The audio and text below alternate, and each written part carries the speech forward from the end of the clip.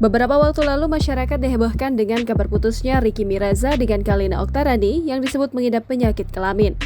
Namun setelah isu tersebut beredar, Ricky Miraza akui berakhirnya hubungan dengan Kalina Oktarani bukan karena penyakit yang diderita oleh sang mantan kekasih, namun dengan alasan masa lalu yang ada.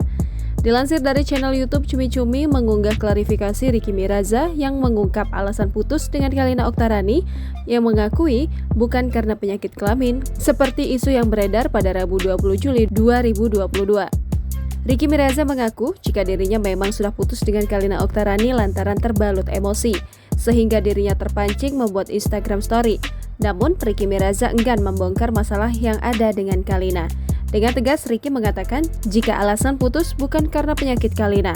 Akan tetapi, Ricky enggan untuk mengungkapkan alasan utama keduanya putus. Namun, Ricky sempat menuturkan jika dirinya kerap kali kepikiran perihal masa lalu Kalina.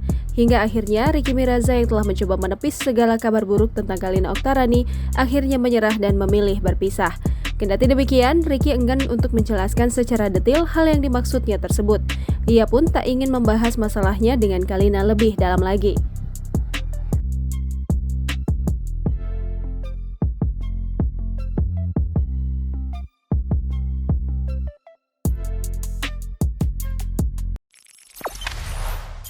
Jangan lupa subscribe, share, komen, dan like ya.